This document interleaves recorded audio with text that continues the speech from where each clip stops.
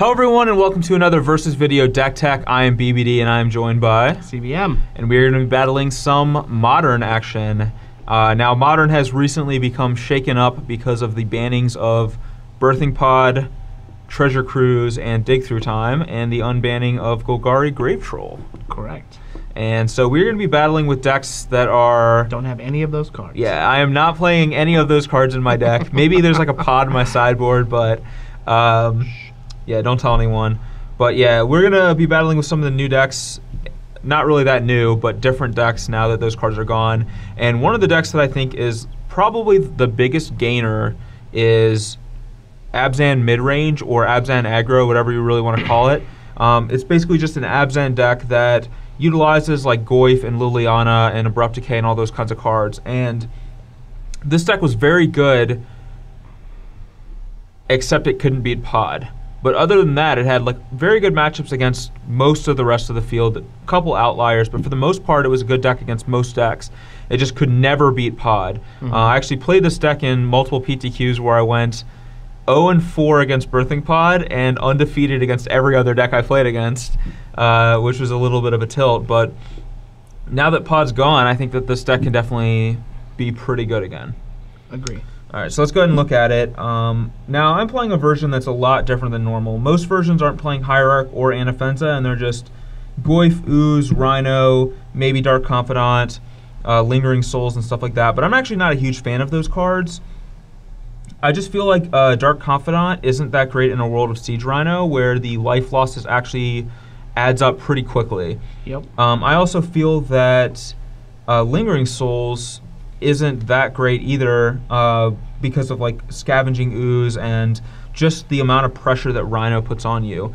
If you're just chumping a Goyf or not even chumping a Rhino every turn with your Souls tokens, it doesn't do that much. It's good against Liliana of the Veil, but it's not that great against the rest of these threats. So I wanted to play a more aggressive version that utilized Noble Hierarch to make it cheaper to cast Rhino, and also utilized Anafenza the Foremost, which I think is a very, very powerful threat in Modern that isn't seeing as much play as it should. I agree.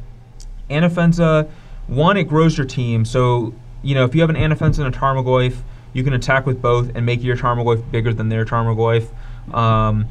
It also is very good with Noble Hierarch. Return 1 Noble Hierarch, turn 2 Anafenza. Then turn 3 you can like cast something like a Rhino, attack with Anafenza, it gets exalted, and it puts a counter on your Noble Hierarch. That's pretty cute. Yeah, so just a pretty nifty combo all around, and that's not even considering the exile ability of it, which it's a little bit of comes up all the time. It does. It's a little bit of a non-synergy with Scavenging Ooze, but it's very good against like Arcbound Ravager, Living End, your opponent's Delve spells, and a variety of other things. Kitchen Finks. We're actually going to maybe potentially see it in this video.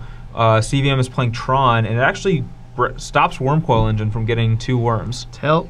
So there's actually like a lot of sweet things that Anafenza actually does that... That's real gross. You may not notice it, but the effect is actually pretty big. It also stops Emrakul from going to the graveyard. It does do that too, yeah. That can sometimes be relevant. So I could like Thoughtseize an Emrakul when he has an Ayabugan in play, and if I have Anafenza in play, it gets exiled, he can never search for it again. That could end up being a game-winning play. Another new card that we're trying out here is Tazgir the Golden Fang, and I think that he has a chance to be a really powerful player in Modern because, one, he survives Abrupt Decay, which is a very popular removal spell. And Lightning Bolt. And he survives Bolt, and as you can see, like we have a bunch of fetch lands, and there's going to be like Thoughtseizes and Thoughtseizes, Dismembers, you know, a lot of cheap removal. They're going to be killing our creatures. It's going to be pretty easy to play Tazgir on like turn 3 or 4. He also plays very well with Liliana. He does, yeah. So one pretty awesome thing you can do is like maybe on turn 4 play Tazgir and Liliana, or you can use Liliana's +1 to fuel your graveyard to cast Tazgir as well. So there's a lot of synergy there, and I think that he'll end up being pretty important in Modern. Another newish card I'm trying out here is Abzan Charm, which I've never seen anyone play this in Modern, but I think it's actually really good. So all 3 modes are relevant. Against certain decks, we're going to want to draw some extra cards, maybe like Blue, White, Red, or maybe here against Tron, like where it may not be as relevant in some other modes. Yeah. But pumping creatures is actually relevant in like things like Goyf battling or Rhino battles, where I feel like Tarmogoyf and Siege Rhino are going to be two of the most important creatures in the format, and Abzan Charm exiles them. Also, it lets yours beat theirs.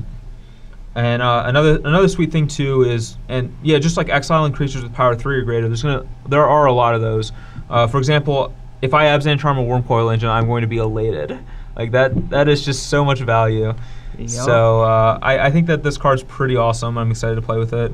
I think that like the Wormcoil Engine stuff is kind of corner case. It's kind of sweet that it actually works that way. Yeah. But the big upside for Abzan Charm is in decks like this, you want, well, not even just in decks like this, in this format where it's just going to be like Siege Rhino versus the world, you want cards that can kill Siege Rhino but still have utility to do other things. Yes. Like, you're not even playing 4 Abrupt Decays, which is just crazy, because Siege Rhino is such a prominent card in the format. Yeah, like, Abrupt Decay is kind of a self-fulfilling prophecy where it's so good at killing the things that it kills that it pushes people to to stop playing those things. Yeah, it pushes people to play things like Rhino and Tazagur and other things that Abrupt Decay doesn't kill, like Restoration Angel or the like, that it like pushes you to want to even play less than the full set because everyone's, no one is playing a deck that can't beat an Abrupt Decay. Yeah. So, but yeah, I'm pretty excited to play this list. The mana base, we have a lot of basics because I want to be able to cast Noble, Liliana, all these cards without taking an excessive amount of damage. So I want to be able to fetch for basics fairly often. And then I have a couple of manlands in Treetop Village and Stirring Wildwood. Treetop's definitely the better of the two, but it doesn't produce 2 colors of mana, so I wanted a mix. And I don't have any special lands. Like, I don't have Tectonic Edge or Gavany Township. Those are things that I think could be added into the deck at some point in time. But my mana costs are extremely prohibitive with Charm, Rhino, and Offensa, and I wanted to start things off with the best mana base I could have before I move on to fancy. Yeah, before I try to experiment with other stuff. But anyway, that is the main deck for this Abzan Aggro-y mid-rangey deck. Let's go ahead and look at the sideboard and see what we have there. All right, so here we are with the sideboard, and as you can see, we have a variety of one-ofs, and I like really doing that with decks like this anyway, where you're going to have these effects that are just super powerful for the matchups they're good in, but they're pretty narrow, and I like just having one of those so that if I draw it, I can just win the game with it. But I'm not wrecking my sideboard by playing too many of them. And also Modern right now, it's hard to say where it's going to go. Mm-hmm. So I think it's good to have a versatile array of answers and different threats because you don't necessarily know what's the best right now. I mean, it may turn out that Sorin is just so much better than Batterskull. I should have 2 Sorins, 1 Batterskull. Or maybe Batterskull's so much better and I should have 0 Sorins, 2 Batterskulls. Or maybe I don't even want any of these cards because I already have 4 Rhinos or whatever. Those are things that you'll learn the more you play with decks like this. But to start things off, I kind of want to just have this, little mixture to see how that works out. An amalgamation of sweetness. Agreed. So we have a Rule of Law that's for Living End and Storm. Really beats both of those decks. There are probably other decks where we might want it to, if people are still playing Jeskai Ascendancy, we'd want it there. But for the most part, for those 2 decks, Sorin, good in grindier matchups, like the Mirror. A couple Fulminator Mages, and these are actually one of the cards, this is the card we have the most of in our sideboard. It's great against Tron, it's great against Scape Shift, and it can even be good against the Mirror match where you can destroy Treetop Villages and Stirring Wildwoods and things.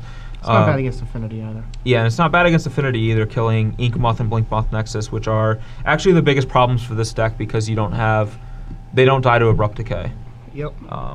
We have a Batterskull for grinding matchups. Although if they do have cranial plating, they can be Abzan Charmed. That's true. They can be Abzan Charmed with a plating, or if they Arcbound Ravager onto them. Oh, man. Persecution is mostly for Affinity, but if people are still playing Young Pyromancer, it gets that. It's good against Lingering Souls.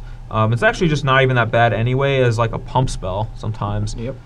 It can make some of your guys survive Pyroclasm or Anger or whatever too. So it's a very versatile spell. I would honestly consider even main decking it. It's just so good. A few Timelies for Burn or Zoo. Some Inquisitions to supplement our Thoughtseizes where we want those. Stony Silence is the best sideboard card against Affinity. It just beats their entire deck if you play it on turn 2. And it's also reasonably good against decks like Tron. So I definitely like 2 Stonies, maybe even 3 Stonies, depending on how popular Affinity is. And then Lingering Souls is also an anti-Affinity card that has applications in other matchups. For example, like Blue-White Red, or decks that are trying to grind you out, you can get them with Lingering Souls. Yep. But that is the Abzan deck, and I don't know, I haven't played a single game with this deck yet, but I think it looks pretty awesome. I'm excited to battle with it and see if some of my ideas are actually good. We're going to be battling against what I consider to be the boogeyman of the format. It doesn't dominate the format, but it's definitely the fun police of the format, and that is Tron. Yeah, so. Well, the boss said I had to play it. So what are you gonna do? Yeah, we're not gonna do a deck tech since it's the literal same deck as it was before. Yes. Constant Attack was printed, but we will be on Green Red Tron, and Anafenza is awkwardly good. Yeah, so hopefully doesn't die to Pyroclasm and turns off Moon College. Yeah, hopefully Karn doesn't beat me up too bad, but you know, I actually think that generally speaking, Tron's very favored against these decks, but I think this deck might actually have some fighting chance. So hopefully you'll stick around, watch the games, and see who comes out on top.